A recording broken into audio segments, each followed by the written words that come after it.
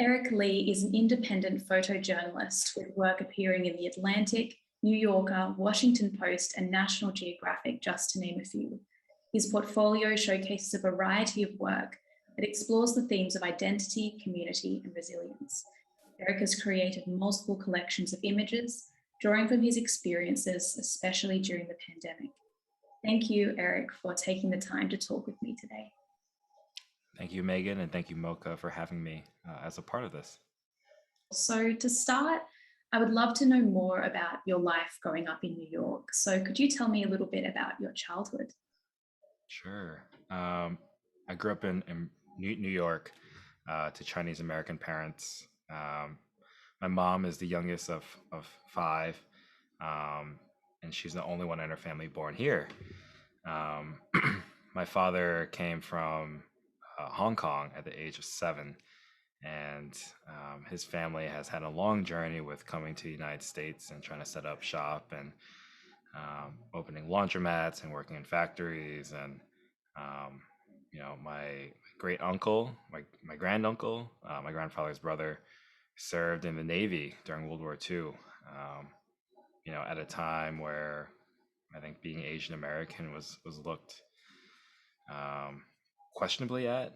And for him to be a Chinese American serving in the U.S. military, stationed in Japan, and it must have just been a really interesting experience for him. But it does show, I think, a little bit about my own family's experience of grappling with understanding American identity within ourselves. Um, for me, I grew up in Brooklyn. I went to a private school in downtown, and I was one of a handful of Asian students, one of a lesser few of full Asian students. To me at the time, that meant being both parents being Asian. Um, I had a lot of friends who were half or a quarter or who were adopted, and most were girls. And so I didn't really have any Asian American men role models, besides my father and maybe a few others. Um, I think growing up for me, that really made me question, okay, where do I go from here? Because I felt so lonely in the sense that my circle kept getting smaller, right? That I was one of a few people. Um, and it wasn't really until I think, high school or so that I started to kind of understand that loneliness, that maybe neglect on my part too, right? As part of about I think being Asian American is trying to assimilate to the people around you and to keep your head down, and it's something that my parents taught me, um, and it keeps us safe in a certain way. And but I think in high school I started to question that, right? Like why do I have to be this way? Why do I have to kind of be quiet and subservient? And it's when I started taking classes, like I took Mandarin. My parents never taught me Cantonese, which was very frustrating. But at the time, I was happy to not go to Chinese school on the weekends.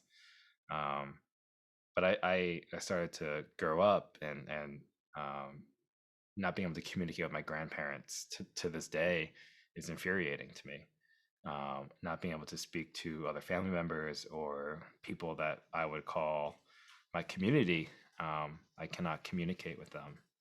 Um, so through high school, I started questioning this, and I started to look elsewhere and at my own family, um, just about who I am, who I was at the time. Um, What was high school like for you growing up? yeah,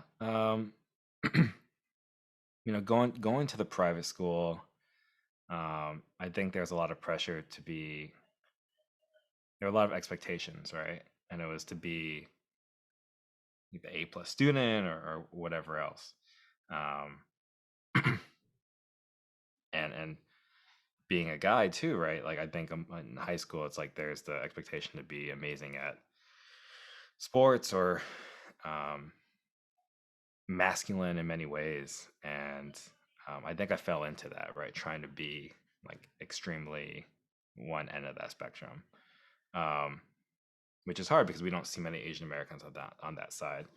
Yeah, so I mean, growing up, like I played baseball, as a sport. I played on travel teams. I played on my varsity team. I played anytime I could play with my dad even.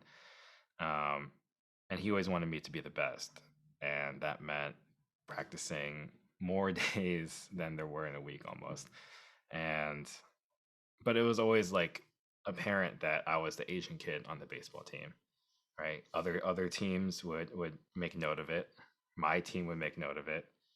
Everyone in the stands would make note of it. I mean, stands like parents or whatever. But I don't know. It always felt awkward, and I think I still feel that way today. Right, it carries over. Like, okay, I'm still that Asian guy in the room. Um, I'm the Asian guy in that classroom, and I was taking classes like Chinese history or Mandarin, and it always felt weird to be the Chinese person taking Chinese classes because it like I think people viewed it as okay, aren't you supposed to know this already? Aren't you supposed to be like understanding of everything and be part of it? But for me, my dad grew up here at the age, from 7 to now, and my mom was born here, and like as much as their parents try to teach them about home or any culture or whatever else, like I think there is that removal of some element of it, right? Um, and so like it, my parents try to raise me with the notion of like, okay, you're going to be our American child, and not teaching me Cantonese, not having me, do certain customs or whatever else, right? Because they wanted me to have the things my parents didn't have. And so I think something for me personally that I feel like I lost something in that transition from them. Yeah, how do you navigate now, embracing and understanding what it means to be Asian American? That's like the forever question, right? Like I mean, I mentioned earlier that like I viewed Asian identity as like, okay, your parents are both Asian. And I think now for me, I'm like, okay, Asian American experiences. Well, one, it's an experience, right? Being Asian in America, no matter of what background we are, if we have that experience of being othered, right? We're constantly looked at as being that Asian person in the room, and um, I recently did a project interviewing Asian American teenagers in response to the anti-Asian hate, and I met with so many biracial teenagers, or I met with a Chinese migrant. I met with transracial adoptees. So these teenagers, right, never had conversations about their identities before, and it really struck me with the way that they were beginning to understand about their own Asian identity and their own journey. And I kind of had like a renewal, I think, in the past year and a half during the pandemic, especially, right? That I think I've been working on before that. I've been working on my master's thesis on Asian American boyhood because I've been having that question for so long. So last May I graduated from my master's, but the pandemic obviously hit, and it was like restarting all over again, right? Like I felt this immense like pride to be Asian American, right? Working my thesis. All of a sudden, COVID-19 hits, and Asian Americans are blamed, and to this day, I still feel like an extra responsibility. I think, um, like to wear my mask, to be a helpful person in society and in my communities, and that it's going back to that added pressure of being held responsible. Even though, like, of course, it's not true that Asian Americans have, um, all the stereotypes about this disease too. Um, And in your project, I know that you're mhm, working closely with two young kids mhm. as they were kind of exploring the world and maybe grappling with their identity as well. And when you were doing that, was that during the pandemic as well? So that thesis project was right. It was the year and a half before the pandemic. Um, but the tail end of it, one of my closing photos is of the boys in their doorway, and that was taken in March 2020. Um, and it was like that was such a heartbreaking photo for me to take because I just spent a year and a half gaining trust and being invited inside, and all of a sudden it goes away. I mean, it's not because of anything I did or they did, but because the world, that's what the world happened to become. Um, yeah, so I do hope to continue that project in the future. During the project, did you see any parallels between the experiences that those kids were having and maybe the experiences that you had? Oh my God. So yeah, like every day, every time I was photographing, I saw something. Um, whether that be the relationship between the mom and the boys, whether it be the boys in the classroom or just the boys on the schoolyard. Um, one memory of mine actually was the boys were running through Eden Center, which is a shopping mall in Virginia here, and it's a Vietnamese, community, grocery store and whatever else. So their grandmother came into town, and the boys are running around the grocery store, uh, making a mess of things and just like trying to find cool foods to eat and drink. And I was like, oh my God, I have the strongest memory of me walking down with my grandmother on Canal Street, turning onto Elizabeth and just going into one of those grocery stores and then like doing the same thing of like finding amazing snacks and drinks to buy, and my grandmother saying, okay, fine, but she had to finish her shopping, and then getting in trouble with the store clerks because I'm running around. Um, and it's just one of those things where I was just so struck by like the similar experience. Because I think I've been questioning lately, what would my kids, the next generation, what is their experience going to be like, right? Like, will we have conversations at a younger age to understand who they are?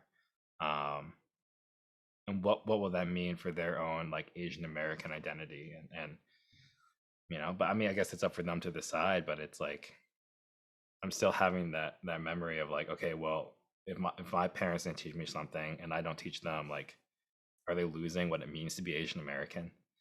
Um,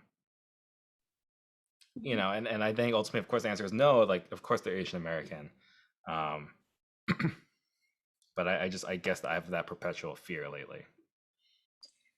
Thinking back on some of those earlier memories, what were some of the defining moments in your life that have helped shape your identity or even influenced how you look at your identity as you were growing up? I applied to college wanting a different experience than my high school. I wanted the big Asian American minor or studies. I wanted the Asian American club because I just didn't have any of that, right? And even in high school, I did create an Asian American club, but it wasn't. There was like 5 people, and I wanted the community. I wanted to find myself. Um, Ended up going to a small college in Pennsylvania, where the Asian population was 1% when I enrolled.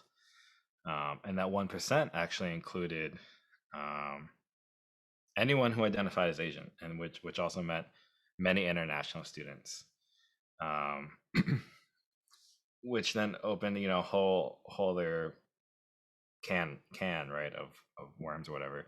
But like I because yes, they're Chinese, but we had a different interaction because they're international, right? They're not Asian American. Um, some students didn't even identify as Asian, um, that I try to connect with. Um, and so that was like a really, I think, frustrating and um, eye-opening experience too, right? Like no, like I think being, grew up in New York, you're very used to seeing Asian Americans on the corner or at the grocery store or in your communities. Um, but then going to Adams County, Pennsylvania, it's very rare. But learning to navigate, predominantly white spaces, like has like, from my own career has taught me um, how to interact in those places, right? Like I from college, I recently did last October in 2020, I did a reporting trip with my friend and partner, Sharon Huang, who's an independent photographer. And we interviewed Asian American voters ahead of the 2020 election in Pennsylvania. And, it's because of my college experience that I wanted to go back to those places and see how Asian Americans are doing there. What issues are important for them? What do they care about? And how are they voting? Um, but I think it's a combination of things like my favorite baseball player growing up was Ching-Ming Wong and Hideki Matsui because they're Yankee players, but they're Asian Yankee players, right? Um, and I really look to them, and I think like in college it was like the whole Jeremy Lin, Insanity movement, even recently, right? Like Sonny Lee like just won a gold medal in gymnastics. Um, so it's been seeing Asian Americans in the media um, has been really powerful. Um, and I didn't realize like those were the role models I was looking for at the time. Um, and then now I looking at the field of like Asian American photojournalists too, right? And it's a growing list, but it's a young list. Corky Lee, obviously incredible, photographer roaming Chinatown and seeing it through his eyes has been wonderful learning experience. Yeah, Yeah, when did you discover your love for photography?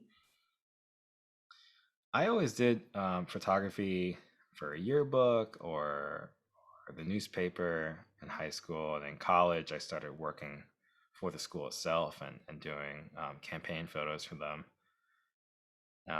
After graduating, I still freelance and I did weddings and events, but it was after taking an internship at NPR here in Washington that I wanted to go into journalism. I was invited by a friend to go to a meeting with another photographer who was showing work, and just being able to see like in-depth documentary, right? These people sharing their lives and their experiences with this person for not just a day but years, um, was so incredibly powerful that I wanted to do something more with my photography. Um, that led me to apply to grad school and get my master's and learn to be a reporter first and a documentarian. Um, yeah, so it's been a long journey. It feels. Yeah, what is it about photography and photojournalism that really inspires you or captivates you? Yeah. Well, firstly, I mean, some of my favorite photographers that inspired me were like Andre Wagner. Um, he's a photographer from Brooklyn, and he just roams the streets of his neighborhoods and um, photographs so much that he has collections of photos of scenes, right? And scenes that change over time, people that change over time. So I really fell in love with that idea of like street photography turning into long form. Has photography played a really important role in your life, helping you explore your identity and sense of self? Oh, definitely. I think it's the only thing that gives me confidence in trying to explore my identity and self. Um, I mean, I told you about the project, my thesis project. I called it "Where We're Really From." Of course, it's a play on the question that Asian Americans are always asked, where we're really from. Um, but just I think using that project as a microscope, right, and into seeing my own experiences in the kids, and the differences too, right? As the ideas of masculinity are evolving, Asian American identity is evolving, and for myself, um, but then also looking at it through the lens of like even a breaking news element, right? Like I'm an Asian American male photographer. I photographed the George Floyd protests all summer in Washington.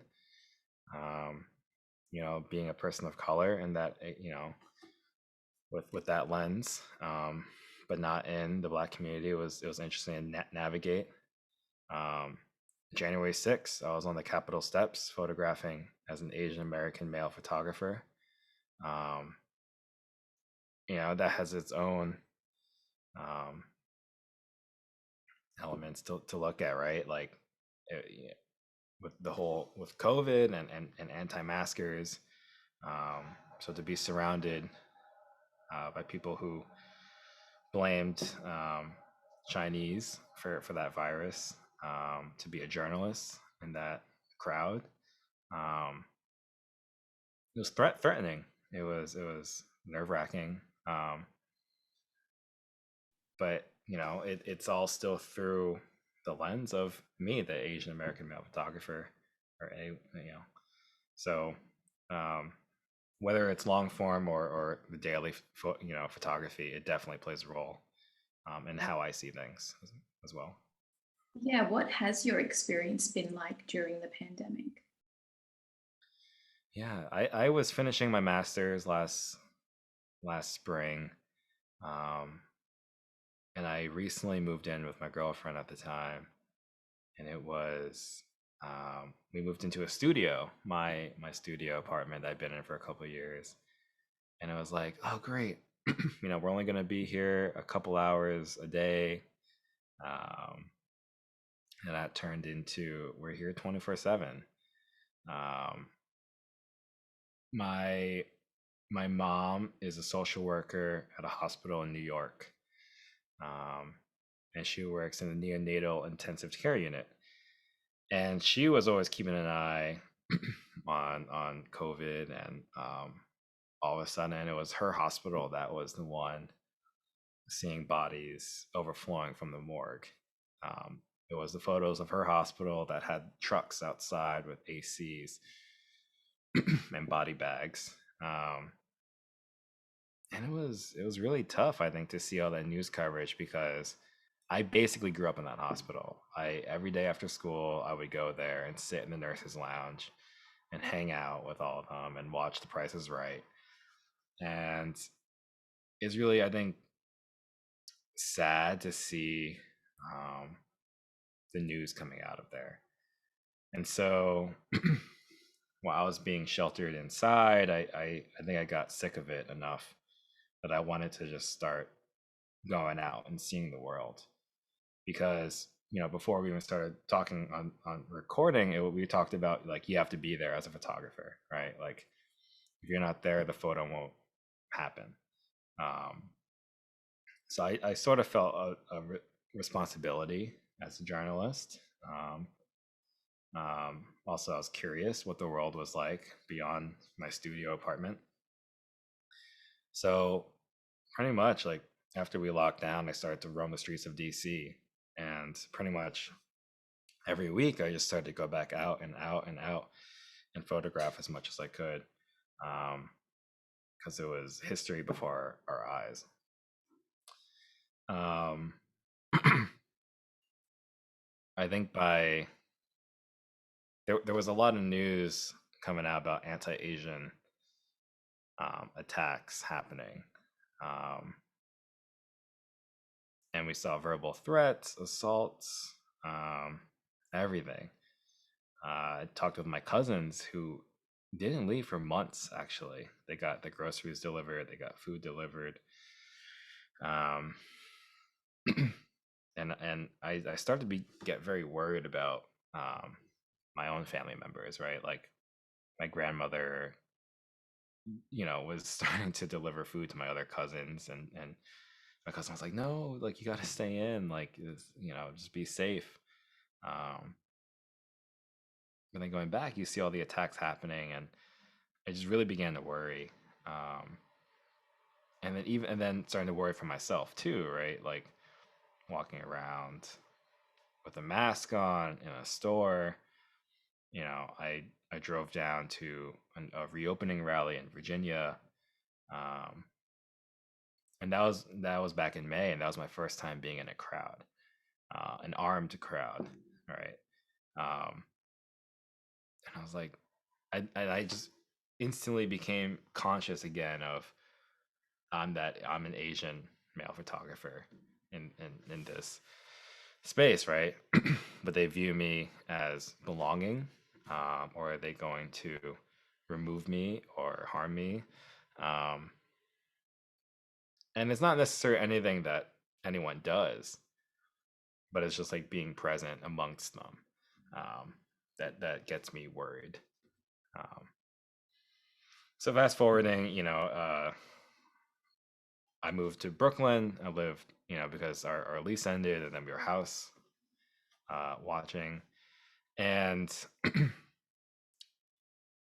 the Atlanta shooting happened, um, actually on my girlfriend's birthday, and prior to that, I bought my mom a pack of pepper spray so that she can carry, because she was still commuting every day to work and walking her dog, every day and night alone. And so it was after the news popped up on our phones that she brought it out and asked me, okay, how do I use this? And she's had it for 3 months because I gave it to her prior to that. But it was like that moment of seeing the news of 8 people shot dead, right, at a spa, that she felt nervous enough to want to carry that. It was heartbreaking, you know. So yeah, I mean the experience of the pandemic, it's weird because I started my career as a photojournalist in the pandemic. Um, so I have a lot of pride and happiness for that reason. Um, but I have a lot of sadness and anger and um, frustration, I think, too, with how everything is, how everything has gone, I think, for a lot of people in our community. Yeah. How have you managed your role as a photojournalist where you're put more in a role of observation? That's a good question. Being a journalist, right? You are impartial to the scene and to the players that are happening and whatever scenario you're looking at. Of course, I think photojournalists attempt to be as impartial as they can, but we have to put things in a square, right? By looking through the lens and video and whatever else. Um,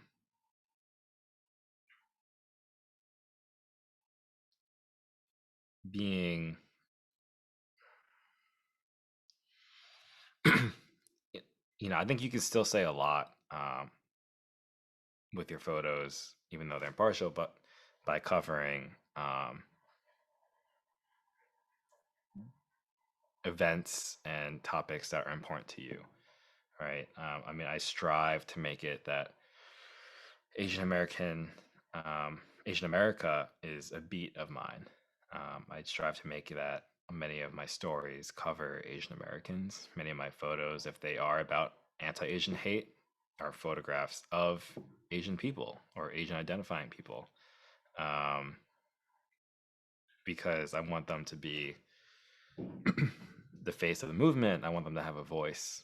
Um, More about your work and specifically the collection A Distance to Memory, which includes a lot of images that you captured during the pandemic. So, I guess, firstly, what actually inspired you to create this photo essay? yeah, that photo essay came from me just wanting to be out in the world. Um, I didn't necessarily know when I started it that I wanted it to have um, any one direction, because it was just about my experience, right, during the pandemic. And that experience meant walking through my neighborhood, photographing my space, taking my camera on errands, um, seeing the first COVID testing site in DC, um, moving out, like all, just photos of my life because I didn't know what to create at the time. It was like I had a creative block instantly. Um, and then slowly that series evolved into just again my daily life, like when I had my camera as I walked my dog, or when I went to go meet friends. Like I just always had my camera and photographing. And then of course, right, like as I'm photographing about my life, of course it's gonna have elements of my experience as an Asian American. Um, and so I think recently-ish, in the last 6 months at least, that's kind of I know it's a silly realization to have so late, um, but it has been therapeutic for me, but also I think it's yeah, it's just giving me another voice that I felt like I've lost. Are there any specific photos in your collection that you feel represent the exploration of your voice? It was really during the pandemic that I photographed a lot of birds. um, and I don't know why. I think part of it is they're always very fleeting, no matter how close you attempt to get to them. Um, but then I'm reminded of in some of the restaurants that my family would go to for dim sum, there's always a phoenix on the wall, and it reminded me of the idea of like rising from the ash. Or so I think there's always like despair in my photos, but there was always like an element of hope um, that periodically came. Um, I have one photo in there, or a few photos of the first time I saw my mom after like 4 months, and it was her birthday, and we didn't hug, we didn't high five or anything, and it was like so weird to like go home and visit home, but not actually go home, like. And I think it went back to again, like you work so hard to get in and photograph, but then this one hit me at a different level, impacted me a different way, because it was like this is my own mom, right? And I can't be invited in anymore. Um, and it's really, really heartbreaking to experience that. The photographs in a lot of your other projects are in color. Hmm. What was behind the choice to make this collection in black and white? That is always a question that friends and people ask, and um, I mean, I love black and white. it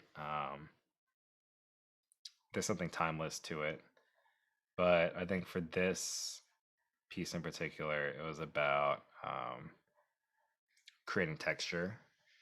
Um, it was about seeing, the lines in a curtain, or it's about seeing every layer of buildings of an empty Times Square, or really how the shadow hits behind a group of movers wearing, quarantine outfits. Because with black and white, it's all about the grayscale, right? It's just space and shades of gray, and it kind of felt like that, right? Like all we saw was cement. There was no one there. All we saw were gray skies, or what, metaphorically. But so I think that's why I chose to go with black and white, for this series at least. What are some of the main messages that you wanted to portray through the photo essay? Oh my. Um,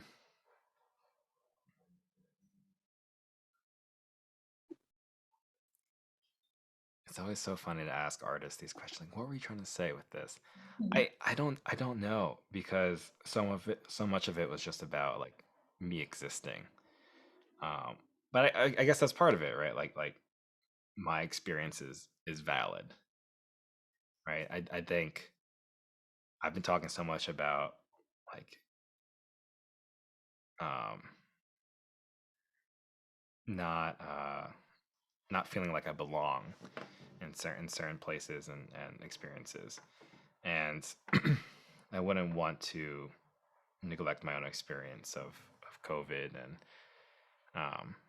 I think that's why I keep going back to the birds, because like it's so fleeting, right? That moment, because even a month after I took these photos, right, like things changed so much because we have the first COVID test, and then it was hundreds of people had COVID, and um yeah, I mean, a lot of it was emotions at the time. I think of like the uncertainty and questioning and feeling lost, feeling really, really lost about where to go from here.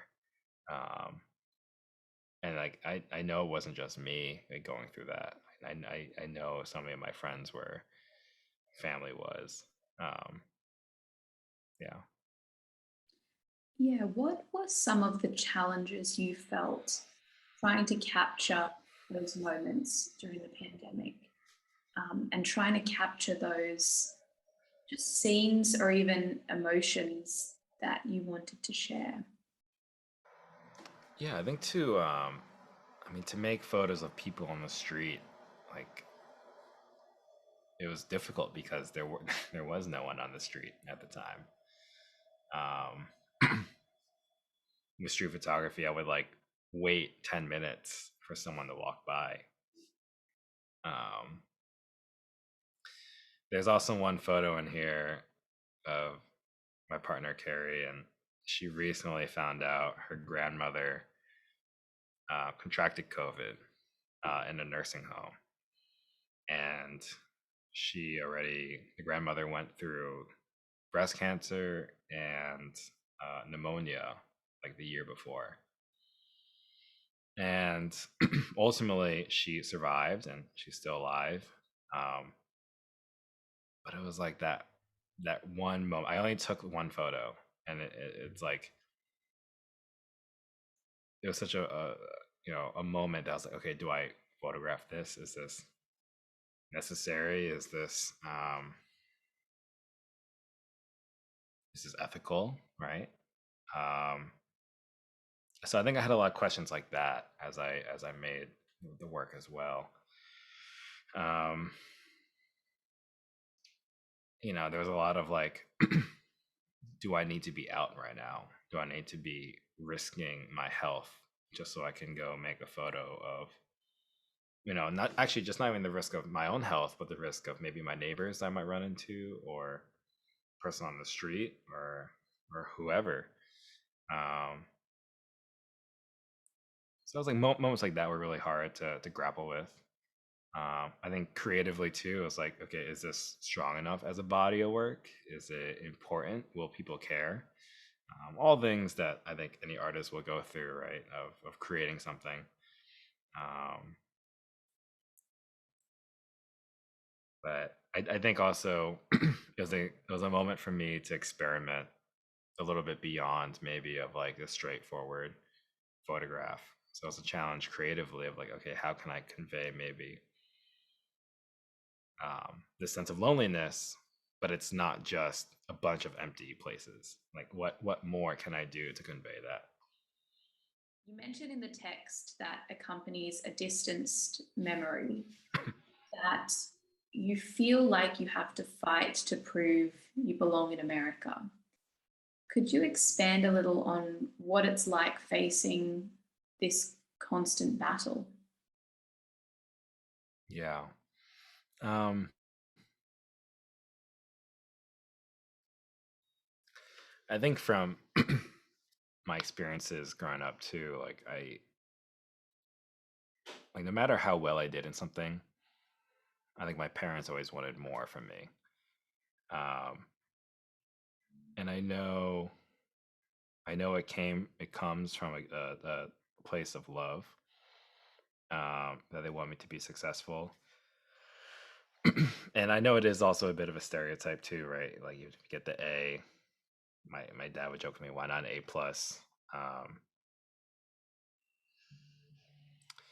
and I think from my experience from that, it's transitioned over to me always feeling like I've had something to prove to everyone else. And I think, of course, it started with me having to prove that I was masculine enough to be on the sports team, or it was is I was, um, you know, cool enough to be part of XYZ. But it's transitioned into me feeling, um,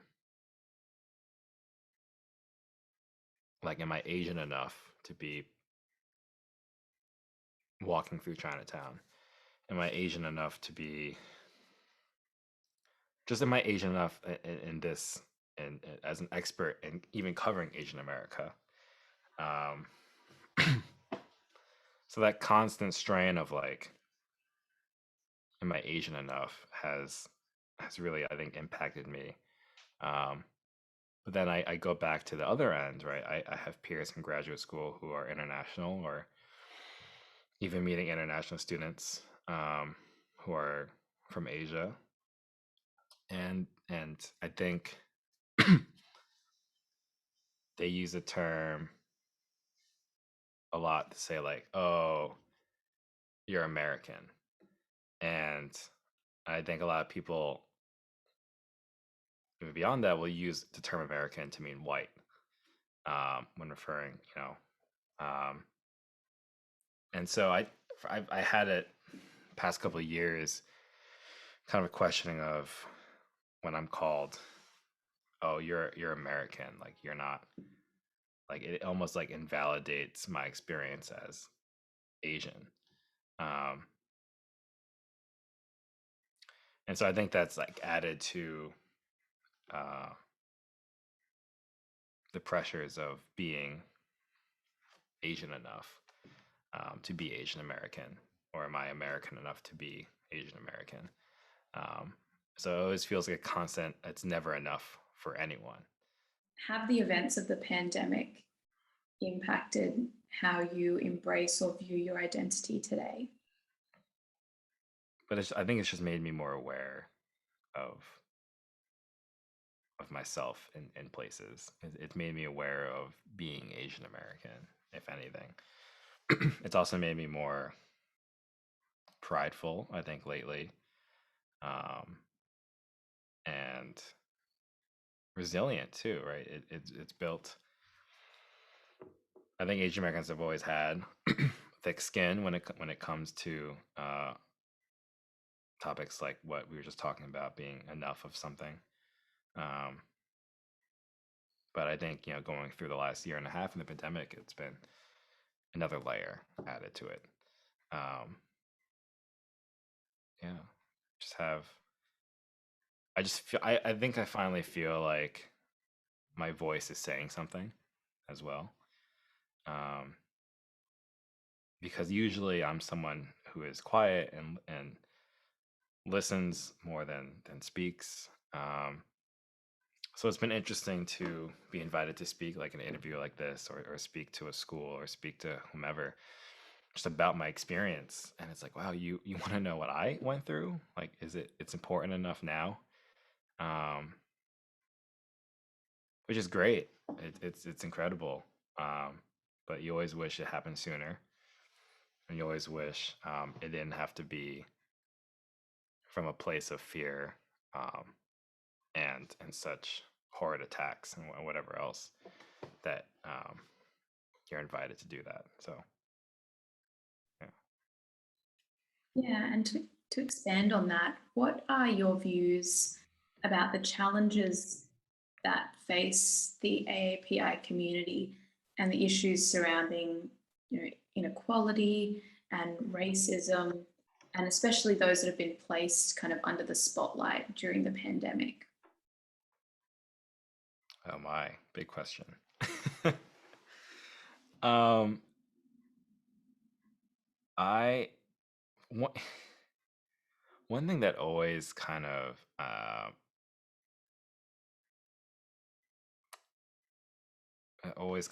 irritates me is like when I'm in a crowd and the speaker is always like, whether you're white, black, brown, or whatever. And then I'm always like, oh, and the whatever.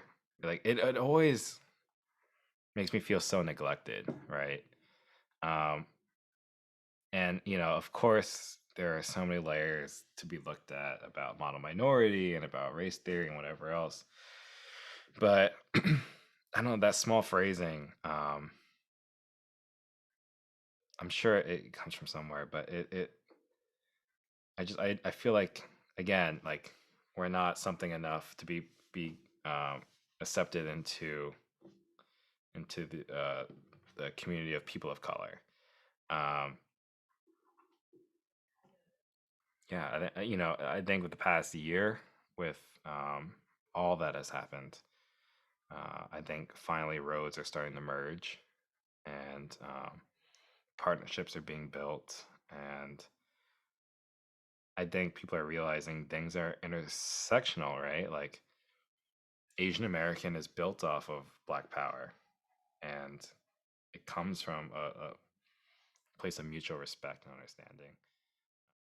Yeah, and building off that, what are your hopes for future generations as they navigate the challenges of embracing their identity in the world today? I would always hope that the future generation realizes they are Asian enough to be Asian American.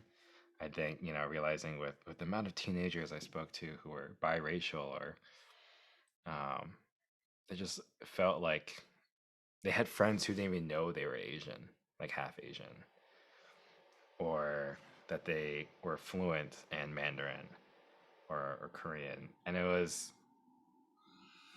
like upsetting to hear that this generation is still, I think, going through a little bit of what I think I went through, of being silent in that, in that space, or like not feeling like they have a voice. Um, so I just hope the future generation is able to explore their identities and however they want to, whether that be making photographs or writing or cooking or whatever. Like there's so many outlets that you can explore. Um, just like don't give up on that, because it is truly like, I used to think identity was some sort of like aha moment, and that there was like an end to figuring out who you were. And of course, like it's not true. Like it will be a lifelong exploration. It'll be continual learning forever. So yeah, I hope the next generation realizes that too, so that they can start a little bit earlier than I did. Thank you so much, Eric Lee, for your time today discussing the powerful messages portrayed in your work and sharing your experience during the pandemic. Thank you so much, Morgan. I really love being here.